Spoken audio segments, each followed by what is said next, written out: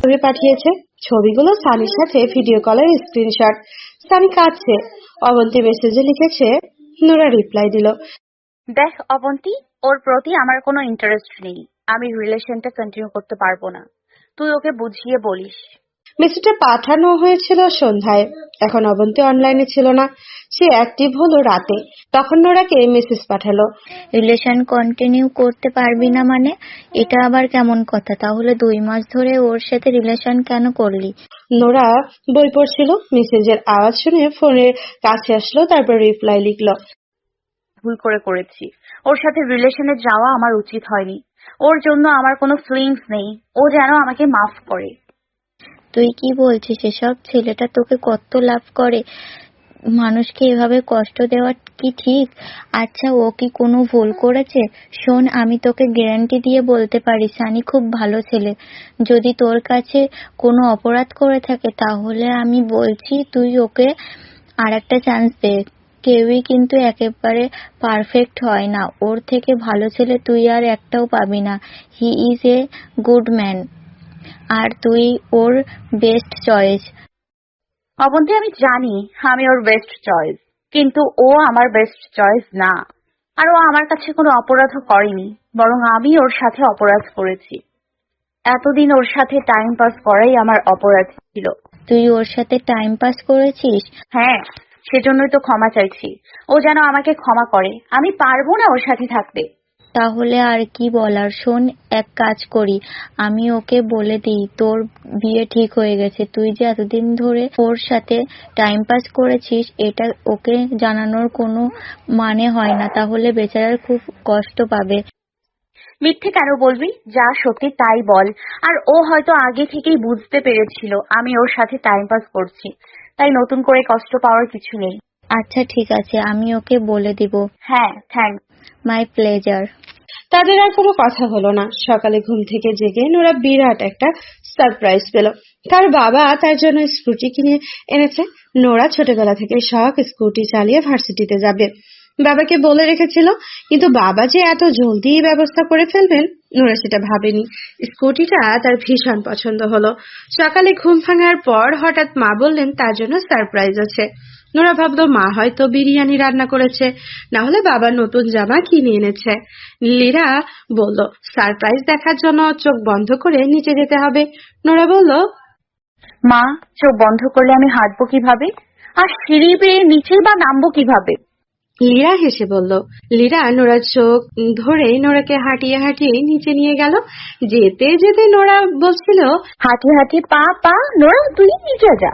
নিচে গিয়ে খুঁজে পেল তার অতি শখের সেই স্কুটি।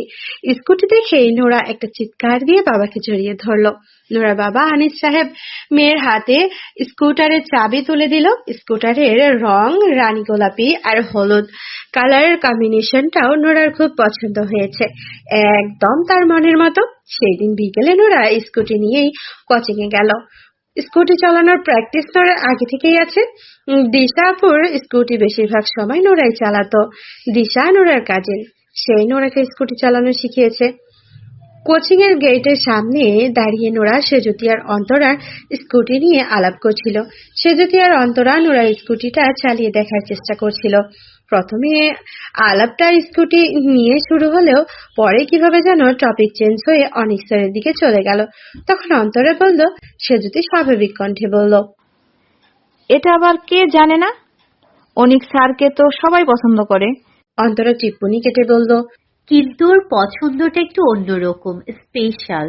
নোরা লজ্জিত কণ্ঠে বলল, একদমই না। অন্তত তুই ফালতু কথা বলা বন্ধ কর। অন্তরা বলল, সেজুতি, আমি কিন্তু সত্যি বলছি, সেদিন আফজাল স্যার আমাদেরকে ওনার লাভ স্টোরি শোনাচ্ছিল না, তখন নোরার খুব মন খারাপ হয়েছিল। কেন জানো? যদি অনিক স্যারেরও গার্লফ্রেন্ড থাকে সে চিন্তায়। সেজুতি অবাক হয়ে তাকাচ্ছে। নোরা রেগে বলল, অন্তত তুই চুপ করবি? অন্তরা বলল, আচ্ছা সেজুতি, তুমি আফজাল স্যারের গার্লফ্রেন্ডের ব্যাপারে তুমি কিভাবে জানলে? স্যারই আমাকে বলেছিল। অনিক স্যারেরও কি গার্লফ্রেন্ড আছে? সেজুতি বলল, থাকতে পারে, আমি শিওর না। অন্তরা নোরার বাহু ধরে বলল, অনিক স্যারকে একটু জিজ্ঞেস করতে পারবা, তাহলে আমার বান্ধবীর মনের খচখচানি একটু কমতো। সেজুতি আতঙ্কিত হয়ে বলল। পাগল, স্যারকে আমি এটা কিভাবে জিজ্ঞাসা করব? অন্তরা শ্রাগ করে বলল। আফজাল স্যারকে যেভাবে জিজ্ঞেস করেছো সেভাবে। সেজুতি দুই পাশে মাথা নেড়ে বলল, অসম্ভব, এটা আফজাল স্যার, ওনাকে জিজ্ঞাসা করতে হয় না, উনি নিজেই গড়গড় করে সব বলে দেয়। কিন্তু অনিক স্যারকে এসব জিজ্ঞাসা করলে তুলে একটা আছাড় মারবে। নোরা মন খারাপ করে তাকিয়ে আছে।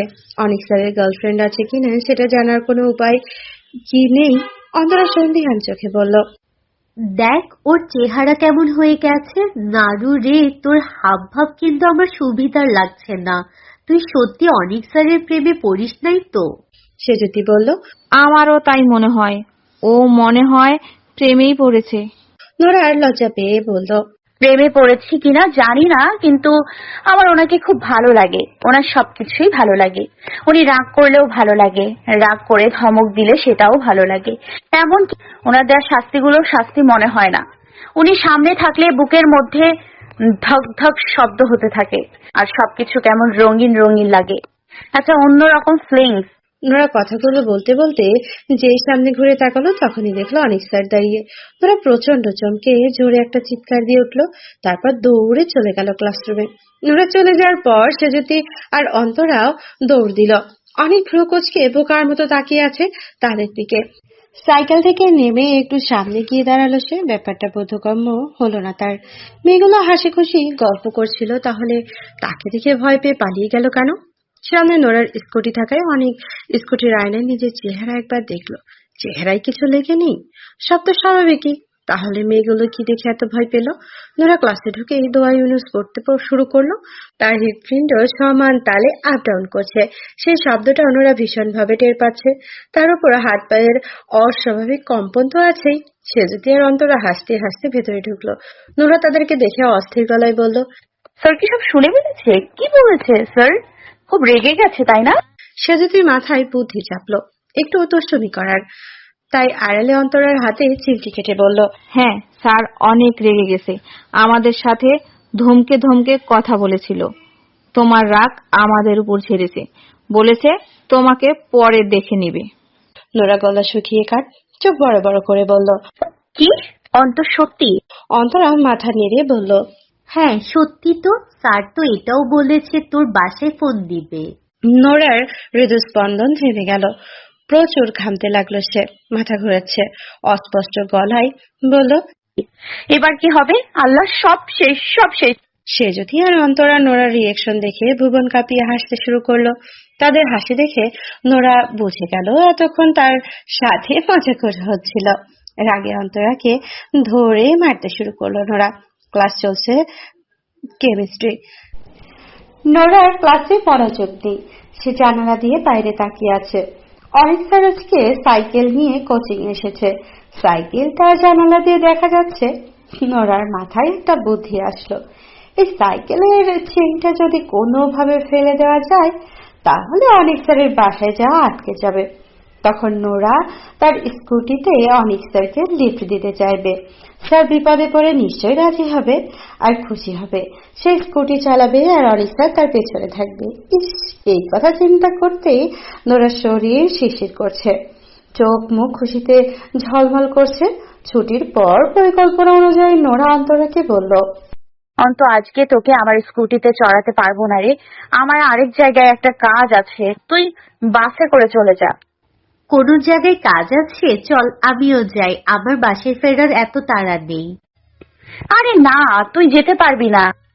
কি এমন জায়গা যে আমি যেতে পারবো না? আছে, আমাকে বাবার অফিসের ওই দিকে যেতে হবে, অনেক দূর, তুই পারবি না। দূর হলেও সমস্যা নেই, তুই একা একা এত দূর কেন যাবি? আমিও যাব তোর সাথে। বললাম তো বেবি, আমি পারবো। বেশি কথা বাড়ালে এখন চড় খাবি কিন্তু। অদ্ভুত। আচ্ছা যাচ্ছি, তুই সাবধানে যাস। ওকে আম্মা। অন্তরার হেসে চলে গেল। নোরা প্ল্যান মোতাবেক কাজ করলো। অনিক স্যারের সাইকেলে চেইন টেনে হিচড়ে শেষমেশ ছিঁড়ে ফেললো। এই কাজ করতে গিয়ে নোরার হাতে অর্ধেক জায়গা কেটে গেছে। চেন ছিঁড়ে নোরা ভদ্র মেয়ের মতো স্কুটির সামনে গিয়ে দাঁড়িয়ে শেষ বাজাতে বাজাতে অপেক্ষা করতে লাগলো। কখন আসবে অনিক স্যার? 10 মিনিটের মতো কেটে গেল। অনেকের আসার নাম নেই। বেশ কিছু সময় পর অবশেষে ক্লাস শেষ করে বাহিরে এলো অনিক স্যার। নোরা অনিককে দেখেই সোজা হয়ে দাঁড়ালো, নরম গলায় বলল, স্যার আসসালামু আলাইকুম। নোরা, কেমন আছো? জি ভালো আছি। তুমি এখনো যাওনি কেন? তোমাদের তো অনেক আগে ছুটি হয়েছে। নোরা আমতা আমতা করে বলল, অন্তরার জন্য ওয়েট করছি। আমাকে এখানে দাঁড়াতে বলে কোথায় যে গেল। অনেক হালকা হেসে বলল, ও আচ্ছা। এতক্ষণে সাইকেল নিয়েই নজর পড়লো অনিকে। ভ্রু কুচকে বলল, এ কি, সাইকেলটার এই অবস্থা কিভাবে হলো? নোরা অবাক হওয়ার ভঙ্গি করে মুখে হাত দিয়ে বলল, আল্লাহ স্যার, এবার কি হবে? অনেক বিরক্তি চোখ করে বলল। আফজাল ভাইকে এবার কি বলবো? নোরা বিস্মিত হয়ে বলল, আফজাল ভাই? সরি, এটা কার সাইকেল? আফজাল ভাইয়ের। নীরা বিস্ময়ে পড়ে যেতে নিল। তারপর স্কুটার ধরে দাঁড়ালো। এতক্ষণে আফজল স্যার চলে এসেছে। নোরাকে দেখেই হাসি দিয়ে বলল, কি অবস্থা নোরা? অনেক অনিক বলল। ভাই, একটা ঝামেলা হয়েছে। আফজল বলল। কি ঝামেলা? অনিক বলল। সাইকেলের চেইনটা ছেঁড়া। আফজল বিস্মিত হয়ে বলল। বলো কি? কই দেখি। আফজল ভালো করে দেখলো, তারপর বলল। দেখে তো মনে হচ্ছে কেউ টেনে হিসড়ে। নোরা ভয়ে তথস্থ। হেলমেটটা পরে হাসার চেষ্টা করে বলল, স্যার আমি যাচ্ছি, আসসালামু আলাইকুম। আফজল বলল। দাঁড়াও তো নোরা। নোরা হেলমেট পরতে পরতে বলল। জি স্যার। আফজল এগিয়ে এলো। আমার একটা জরুরি কাজ আছে, হাতে বেশি সময় নেই। তোমাদের বাসায় ওই দিক দিয়েই যাব, আমাকে একটু ড্রপ করে দিবে? হেল্প তো। নোরা রসগোল্লার মতো চোখ করে তাকালো। অনিক বলল, হ্যাঁ ভাই, আপনি ওর সাথে চলে যান, আর আমি সাইকেলটা নিয়ে যাই, রিপেয়ার করে পাঠিয়ে দিব। আফজল বলল। আচ্ছা তুমি চলে যাও অনেক। নোরা বড় বড় চোখ করে তাকালো। অনেক চলে যাচ্ছে সাইকেল নিয়ে। আফজল বলল, তাহলে চলো নোরা। নোরা আহত দৃষ্টিতে চেয়ে রইল। মনে মনে বলল, ঝাড়ু মার্কা কপাল। কি বললে? কিছু না স্যার, আসুন। আফজল হেসে বলল। Thanks Nora. নোরা স্কুটিতে বসতে বসতে নিজের মনেই বলল, অন্তরে আমাকে মাফ করে দিস। আজ সকাল থেকেই নোরার তীব্র মাথা ব্যথা, রাতে জ্বরও এসেছিল। ডক্টরের কাছে যায়নি, মা বাবাকেও কিছু বলেনি। ওনারা জানতে পারলে ব্যস্ত হয়ে পড়বে। তাছাড়া নোরা চাইছে শরীর খারাপটাকে যথাসাধ্য এড়িয়ে চলতে। মা জানলে সেটা হবে না।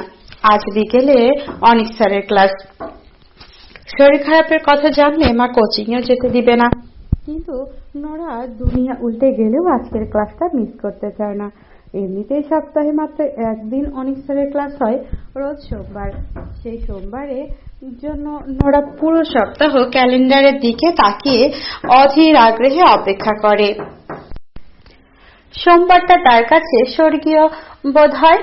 অনিক স্যারের পুরো 2 ঘন্টার জন্য কাছ থেকে দেখা যায়। তার পারফিউমের ঘ্রাণে সম্পূর্ণ ক্লাস ভরে থাকে। নোরা সামনের বেঞ্চে বসে মুগ্ধ চোখে দেখতে থাকে। ম্যাথ ক্লাসটা এক প্রকার ঘরের মধ্যেই কেটে যায় তার। কিন্তু আজকাল নোরার মনে সোমবারটা বড্ড দেরি করে আসতে। আর 2 ঘন্টার লেকচার খুবই অল্প সময়। অন্যান্য ক্লাসের বেলায় তো এমন হয় না। বিকেলের দিকেও নোরার মাথা ব্যথা একটুও কমেনি। শরীরে জ্বরও ছিল। সেই জ্বর মাথা ব্যথা উপেক্ষা করেই নোরা স্কুটি চালিয়ে বেরিয়ে গেল কোচিং এর উদ্দেশ্যে। ক্লাসে গিয়ে নোরার মনে হলো সে বিরাট একটা ভুল করেছে। আজকে ক্লাসে আসাটা একদমই উচিত হয়নি। ক্লাসরুমে এসি চলছে। শরীরে জ্বর থাকায় নোরার ভীষণ ঠান্ডা লাগছে। এই ঠান্ডায় মাথা ব্যথাটাও একদম জেগে বসেছে ভালো মতো। অন্তরা নোরার গায়ে হাত দিয়ে চমকে ওঠে। এ কি, তোর তো মারাত্মক জ্বর, এই জ্বর নিয়ে তুই এলি কেন? না আসলে তো জীবনের শ্রেষ্ঠ 2 ঘন্টা মিস করতাম। পাগলের মতো কথা বলিস না, আজকে তোর ক্লাস করা লাগবে না। চল ছুটি দিয়ে বাসে চলে যাই। আমি যাব না, কিছুক্ষণ থাকি প্লিজ।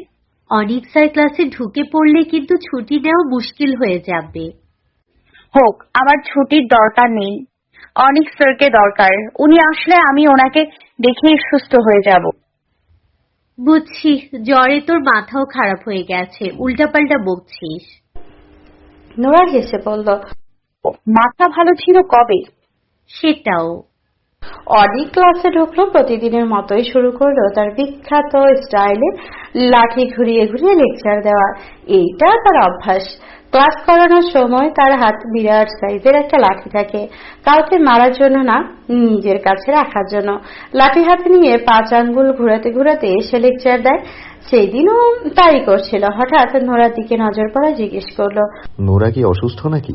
প্রশ্ন শুনে ধন্য হলো নোরা। অবশেষে অনেক স্যারের নজর তার উপরে পড়লো। তাই নজর পাওয়ার জন্যই প্রতিদিন আধা ঘন্টা আগে কোচিং এসে সামনের বেঞ্চে বসে থাকে। কিন্তু অনেক এক জায়গায় বাড়িয়ে কখনোই লেকচার দিতে পারে না। সে সারা ক্লাসরুমে হেঁটে বেড়ায় আর বেশিরভাগ পেছনেই দাঁড়িয়ে থাকে। নোরা তখন রাগে শরীর জ্বরার মতো অবস্থা হয়। এত আগে এসে সামনে বসে লাভটা কি হলো যদি অনেক স্যার পেছনেই দাঁড়িয়ে থাকে? এবার যদি পরবর্তী ক্লাস থেকে নোরা পেছনে বসা শুরু করে তাহলে দেখা যাবে অনেক স্যার সামনে দাঁড়িয়ে লেকচার দিচ্ছে আর পেছনেই আসছে না। নোরা জানে এমনটাই হবে। অন্তরা বলল, জি স্যার, নোরা খুব অসুস্থ, ও শরীরে অনেক জ্বর। অনেক ভ্রু কুচকে চিন্তিত গলায় বলল। তাই নাকি? নোরা বলল, না স্যার, এতটা জ্বর নেই, মোটামুটি ঠিক আছি। অনেক বলল। ছুটি লাগবে? তাহলে বলো, আমি ব্যবস্থা করে দিই। নোরা বলল, অর্ধেক সময় তো চলেই গেছে, বাকি সময়টাও থাকতে পারবো, সমস্যা হবে না। শিওর তুমি? জি স্যার, শিওর। অন্তরা বলল। দেখিস আবার বেশি খারাপ লাগলে বলিস কিন্তু। নোরা বলল। জ্বর নিয়েই ক্লাস শেষ করলো নোরা। কিছু সময় অনেক বোর্ড পরিষ্কার করছিল।